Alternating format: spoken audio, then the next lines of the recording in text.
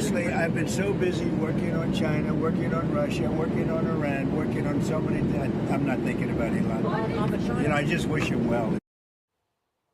President Trump seemingly washing his hands of Elon Musk following that public feud over. Honestly, I've been so busy working on China, working on Russia, working on Iran, working on. I just wish I'm not thinking about Elon. I just wish him well. Washing his hands of Elon Musk. President Trump seemingly washing his hands of Elon Musk following that public feud over the big, beautiful bill. Musk floating a new political party in the U.S., quote, to represent the 80% in the middle, which he's calling the America Party. Here to discuss is editor-in-chief for the National Review, Rich Lowry. Good morning, Rich. Thanks for joining us this morning. Just for the record, I didn't self-invite. You would never have to do that. You would never have to do that. So, you've been around Washington for a long time. You've been watching Washington for a long time. Have you ever seen a more scalding and honest, vicious political fight not even than close. this? Charlie, decades from now, we'll all remember where not we even were close. Thursday. Charlie, decades from now, we'll all remember where we were Thursday. Usually this when the happens behind Musk-Trump closed doors. flame war broke out. Usually this happens behind closed doors, and you have an effort to have no public acrimony. That's not what happened here. I'm engaged in this right now. But this would be a really sad and unfortunate way for this to end, Charlie, because this was a really meaningful and important political and governmental alliance for a time. They're arguing about whether Trump would have won Pennsylvania without Musk. Maybe it would, who knows? But we all know this mattered a lot, right? Musk helped financially and also helped in terms of giving Trump more credibility with these disaffected males that he needed to turn out in the election and did. Yeah, and I think it was so important because Elon Musk was not necessarily a political figure. He was kind of coming from the outside. He's a guy that got a lot of things done. And he looked at the situation from the outside and said, oh, wait a minute, you've got these people who are pure lunatics, and you've got this person who has, like, actual common sense answers and solutions. Let's go with this. Let me ask you this. If you're sitting in Congress today and you're a Republican and you're trying to figure out how you're going to get this big, beautiful bill through with all of its warts and all, does this help or hurt all of that? Following that public feud over the big, I mean, it hurts at the margins, but I think at the end of the day, this bill is going to look like it's going to die a couple more times, and then it'll end up on the House floor sometime. Probably not before July 4th. Take longer than Speaker Johnson wants. It'll be a 2 a.m. vote. They won't be quite sure they have the votes, and Trump will be on the phone with the members that are on the fence, and it'll get them to jump. That's surely what's going to happen. But I like what Speaker Johnson said the other day. He doesn't tell Musk how to run his rocket business. So Musk should have a little modesty about telling Johnson about how to run his business, because the distinctive core competency Trump has is not legislative analysis, right? I can tell you this bill is not great. It would be much better if they had 20 more votes in the House, which they don't. But I can't build rockets. I can't send a man potentially to Mars. No one else can. He can. That should be his overwhelming focus. And it is kind of interesting to look at the way Trump has addressed this particular bill. He knows that there are problems in it, but he also knows that this is a legislative agenda and he's got to get it through. And, you don't get 100% of exactly what you want in Washington, which is probably a refreshingly mature way of looking at it. Rich Lowry, thanks so much for joining us. Okay, thanks, Charlie. Without Musk, maybe it would. Who knows? But we all know this mattered a lot, right? Musk helped financially and also helped in terms of giving Trump more credibility with these disaffected males that he needed to turn out in the election and did. Yeah, and I think it was so important because Elon Musk was not necessarily a Attorney General Pam Bondi on these latest charges for Kilmer breakover. And he looked at the situation from the outside conspiracy to commit alien smuggling in violation of Title 8 USC 1324. We want to thank President Bukele for agreeing to return Abrego Garcia to the United States. Our government presented El Salvador with an arrest warrant, and they agreed to return him to our country.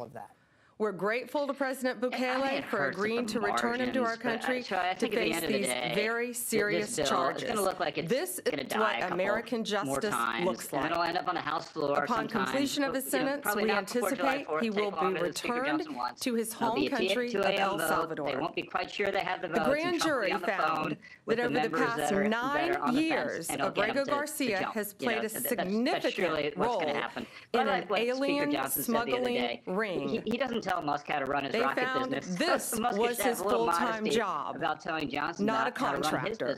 He was a smuggler of humans and children and women. Analysis, right? I can tell you this bill is not great. It would be much better made over if they had 20 more votes in the House. If they don't, the grand jury found I can't send a man smuggling to Mars. No one else can. Our country. That should be his MS-13 members, and it is kind violent of interesting gang to look at terrorist organization members throughout our country. He knows that there are problems in it, but he also knows that this is Thousands a legislative agenda. Of illegal aliens were smuggled. And, you don't get 100% This is especially disturbing because Abrego Garcia is also alleged with transporting minor children. Rich Lowry, thanks so much for joining us. The defendant traded the innocence of minor children for profit.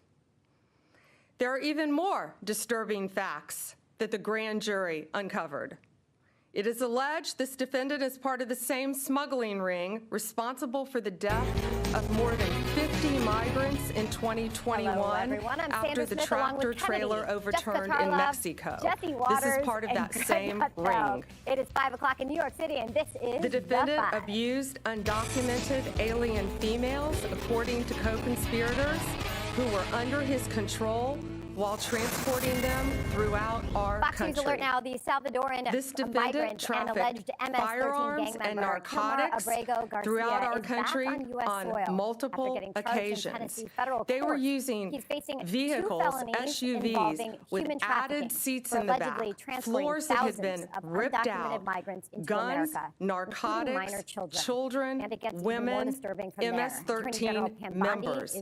That is what the grand jury He was a smuggler of humans and children and women. A co-conspirator alleged that the defendant solicited nude photographs and videos of a minor. The grand jury found a co-conspirator also alleges the defendant played a role in the murder of a rival gang member's mother. The defendant abused undocumented alien These facts females, demonstrate Abrego Garcia is a danger to our community. While transporting them we want to thank the Department of Homeland Security, the FBI, our state and local partners, our acting U.S. Attorney Robert McGuire, and prosecutors from the Joint Task Force. A co-conspirator also alleges the defendant played a role in the murder of a rival gang member's mother.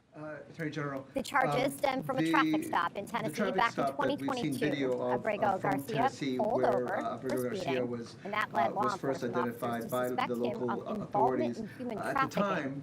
The and now Homeland the Security Democrats Department and the declined to take media are custody of going to have what some has happened questions in to between answer that time for and in between after turning the Abrego's time case that the into government has a been rallying arguing cry. that he was not The Supreme Court orders the Trump administration to return the Maryland father who was mistakenly deported to El Salvador's notorious the question prison. was in 2021 there was the traffic stop.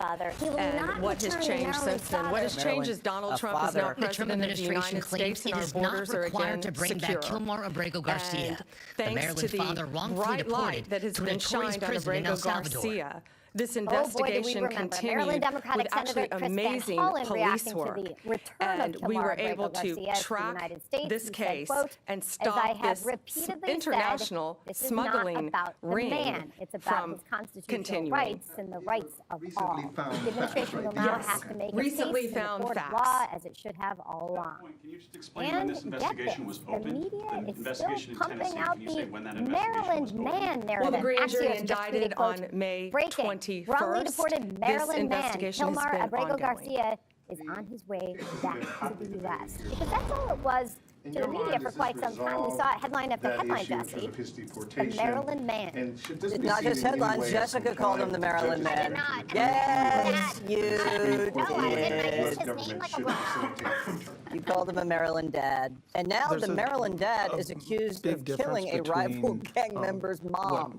the state of play was before the indictment and after the indictment. I don't and want so him the back reason here. why he I don't think they should have brought him is back. and was returned This is a national was security because it's an arrest situation. The warrant, guy's a which was designated presented to terrorist. the government He in belongs somewhere El else. Salvador. What are we going to do? There's We're a going big to difference spend there. 2 years as far and as whether $50 million makes the trying this ongoing guy, imprisoning this litigation guy, in Maryland feeding him, giving him moot? health care, and I then would think flying so, him home. but we don't know that. This Permission to make just an landed analogy. today. Permission granted. This is like renting a car and then taking it to a I just want to car confirm wash what you said before earlier you that you're return. intending to prosecute him and keep him in an American prison if he's found guilty, and then would remove him after his sentence is over. Correct. They say yes, they care about he will the be rule of law. prosecuted They know in our that's country, why they raided sentenced Trump's in our house and tried country to strip if him off the convicted, ballot and fine him and $500 then million. returned after They're just completion trying to throw of his sand sentence. in the process because they want all these guys to stay. Okay.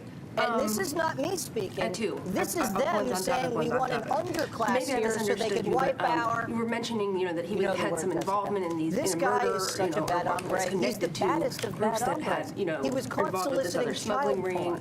He was trafficking humans. To be clear, the only charges he's facing right now are the. He beat his wife twice with a human closed smuggling fist. charges. Just the Democrats don't understand. It doesn't that's the one necessarily offense, but the other things that you have talked about are not actually in the indictment. No, co-conspirators allege that, and there's we only were clear to 7 say that charging he is cases. charged with. This is why they spent it's not only billions very of dollars serious and you don't have charges high-speed of rail. alien smuggling. It's because Again, there were everybody children slows things involved down. in that. Oh, Human you have to have trafficking, a not black only in and our a country trans but in our person build world, this thing. is Oh, very, is it on an Indian very reservation? real. Now we need it's to do a very survey. dangerous. This And as you slows saw down the recently country, in Virginia, and the if you're gonna arrest we spend all made this of the time on one MS-13 member, dude, unrelated no to good. this, They should have left we him in El learned at Salvador. that press this brand new conference, reaction, that's where they Jessica from bring the young White children House right into now our from country Carolina, and they but the start press grooming them secretary, at she issued a middle statement, school on the age breaking news to that Justice become Department's grand jury MS-13 indictment, full-fledged against members, Abrego Garcia commit proves the violent unhinged crimes Democratic throughout our Party country. was wrong, It is and their highly stenographers and the organized. fake It news is media were once very again played dangerous. like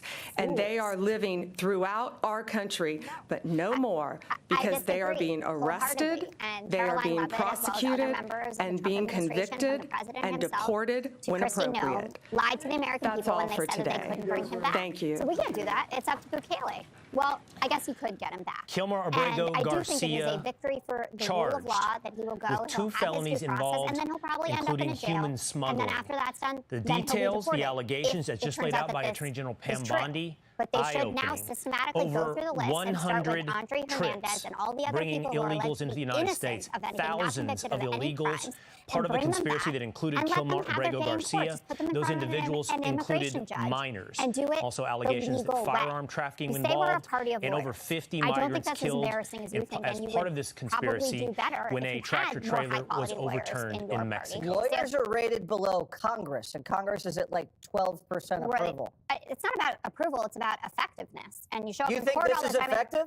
Yeah. Wasting $1 million You don't know bringing what a it's guy gonna back be. and forth Listen, and back and forth. The American people are clear about this. A majority support people getting their due process. We know that he has a constitutional right to this. It comes from Antonin Scalia himself affirming it, saying there are due process rights afforded to people who are here illegally. He's a terrorist, Jessica. He might be. And then he should go to jail and then get deported home. He was But they should already make sure, home. It's so strange to me that you're comfortable with people going to a foreign prison camp without getting any semblance of a trial or due process when they haven't even been convicted of anything. I don't understand that. I understand getting people who are here legally out. I understand what the election was about. I am not one of those Democratic deniers that can't see the writing on the wall of the immigration issue.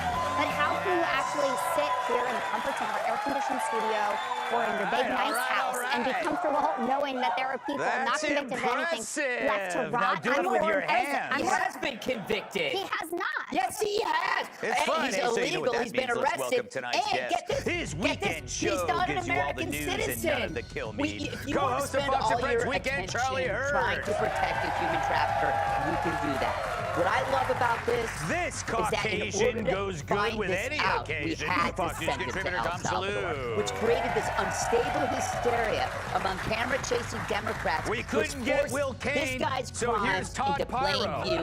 Suddenly, the Maryland dad, and that's what you call them, was no word cleaver, more like Freddy Krueger, a And white-beating she went from naughty by gangbanger, nature human to smuggler. balance of So the nature. Dems Host of hadn't run Kennedy to his Says the Real defense. Podcast, Kennedy. We might not have seen how bad they are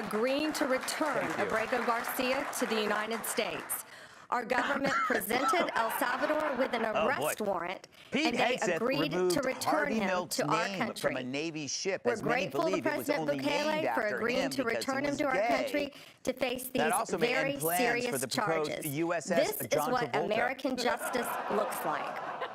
Upon completion of his sentence, we anticipate he will be returned to his home country of El Salvador. After the Department of Homeland Security the grand jury found that over the past 9 years, Abrego Garcia has played a significant role in an alien Greta Thunberg is smuggling sailing ring. to Gaza to give out tampons They to found Palestinians. this was his Hey, full-time that's my job, said one man. not a contractor. He was a smuggler of humans and children and women. All right. He made over 100 According to Michelle Obama, trips. producing The life grand is jury the least found important thing the female smuggling reproductive people system throughout does. our country. Oh, you can say that MS-13 again, members, said one man. violent gang, terrorist organization members throughout And finally, our Zimbabwe is country. considering killing dozens of elephants and distributing the meat Thousands to its of illegal people. aliens were Coincidentally, smuggled. the State Department is warning Joy Behar This is to avoid especially Zimbabwe. disturbing because Abrego Garcia is Those also were good. alleged with transporting minor children.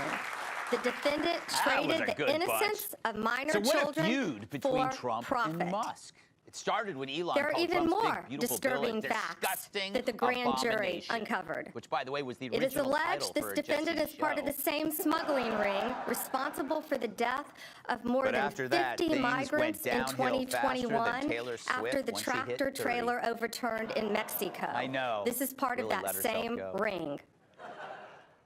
And I have to The say, they're defendant making all of abused us billionaires look undocumented bad. alien females, Seriously, according the to last time people aired co-conspirators out that much who dirty were under laundry his was Jerry control Nadler's while staff after transporting Taco them Tuesday. throughout our country.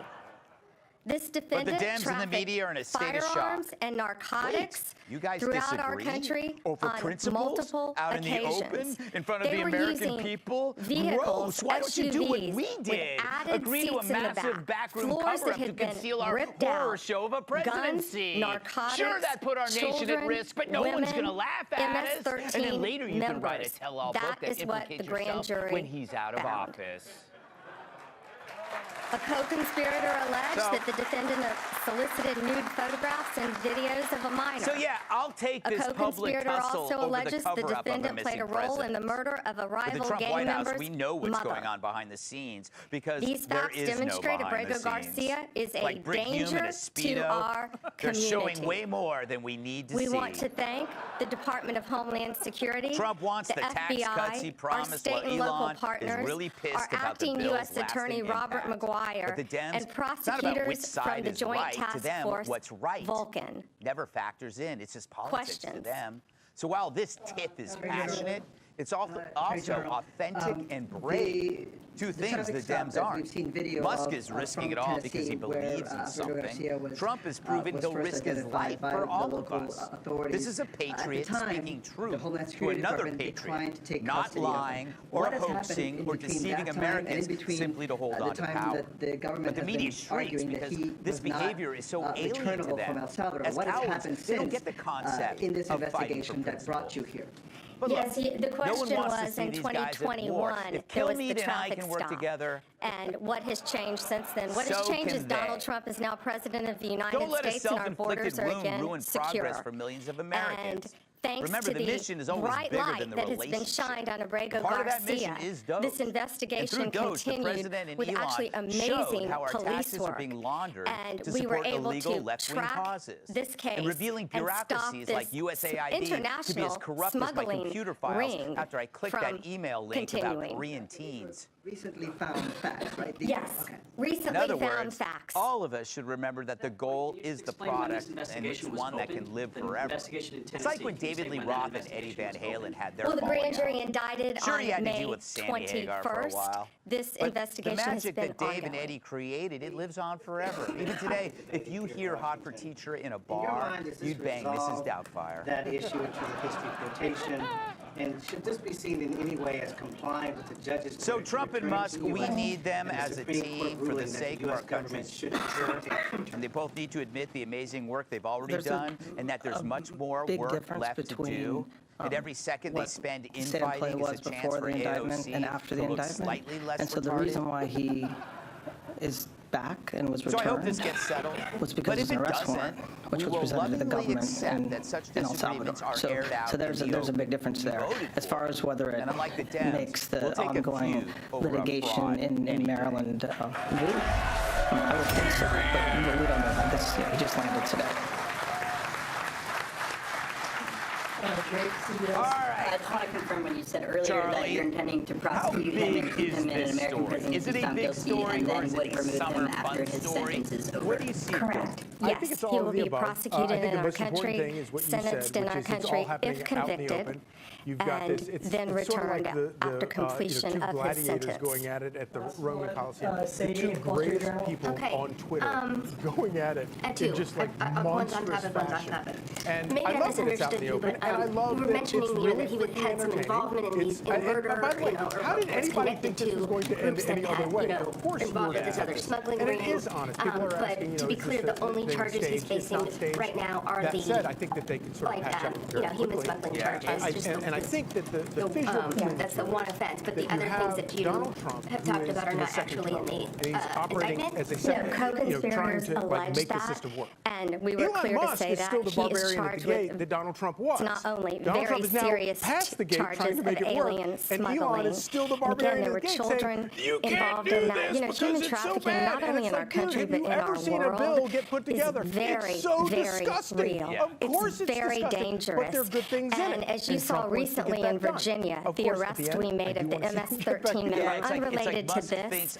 we if you can learned build at that a rocket, press conference, you've got to be able to that's get where this they bill. bring But young a bill children is into harder our than a country rocket. and they start Sadly. grooming them at So middle Trump is an school executive, age and that's to why he's very become good. He's not a MS-13 legislative guy. full-fledged And members, Elon Musk is commit something like violent executive crimes squared. throughout He's our like, country. It is truly highly does, organized. he just It off is the top of his head very gets things done. dangerous. And it's got to be And so they are frustrating, but, living you know, that is throughout kinda our how country, the but no legislative more, process works. because they are being arrested, they are being prosecuted, and being convicted and deported when appropriate. That's all for today. Yeah, you know, Thank you. I think there's a lot of people saying today, oh, I hope they patch this up. I don't even know if they need to patch it up. I mean, charged. Elon Musk is not in two government. felonies He needed him for a while, including and human he seemed to be smuggling. having a lot of fun on the campaign details, trail. the allegations And that just even laid Elon out by said- Attorney General Pam he Bondi, said, you know, look, Trump's not eye-opening. perfect, but we need Over him right now. 100 he said, this is bringing desperate. illegals into the United and States. So him and all his tech Thousands bros of were like, illegals, like part of the Trump's not our conspiracy that favorite included guy in the Kilmar whole Borrego world, Garcia. but we Those individuals absolutely included need him. minors. So he's also out of allegations government that now. He's firearm not trafficking in involved, So why and can't over Trump 50 just feud with migrants him killed for the rest of his life? It as doesn't part really of this matter. conspiracy And Trump, when a tractor you know, trailer like, was overturned he seems to in get Mexico. along with people that he disagrees with. He gets along, as he says, with Putin. Or he talks about Xi. He went to North Korea. So Trump can get along with people. He could still cut deals with him. He doesn't have to be buddies with him. Yeah. But I mean, does this make Trump look so reasonable? I thought Trump was an impulsive tweeter. Yeah. Trump was like... Yeah, he's the cooler head that prevails. Yeah. It's a new role for Trump. Trump was like, oh, yeah, Elon is wrong. And Elon was like, I'm leaving the planet, Epstein Island.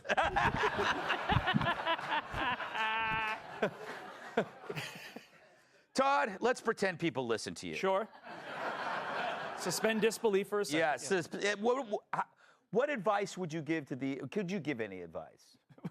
Can I give advice as a human? Yes, my 47 years on this planet have allowed me to give advice. My advice would be, I think they both need to go to their corners, figure out why they're upset, take a deep breath, and then ultimately get back. Because if you look at Trump's issue, Trump feuded very publicly with the entire 2016 Republican primary field. Like, said really mean things about them, like Ted Cruz, serial killer, things like that. And now they're all Good morning, Lawrence. How are you? Good morning, Lindsey Ainsley, Graham. Brian. And you Good remember, morning. like, hey, I'm going golfing with Lindsey Graham. So Lindsey Graham's the worst human ever. And then they're going attorney. golfing again the I think next it's a week. ridiculous I agree with Charlie statement. that it's bigger than This is what this time. they're saying And in the the egos statement. here are two of the biggest Punishing egos that you've individuals ever for the seen. But I think it'll work. actions I don't of think their this relatives is is an a feature ego of thing. I think that medieval Musk justice really system believes or police that state the world is going to dictatorship, collapse if not he doesn't get democracy. But I think both can be The Trump true. administration's I think vindictive absolutely attack on this both young can be true. family I echoes guess the my methods favorite of part Nazi of this Germany, entire where story authorities is used this. kin Let's say Kennedy and I punishment to want to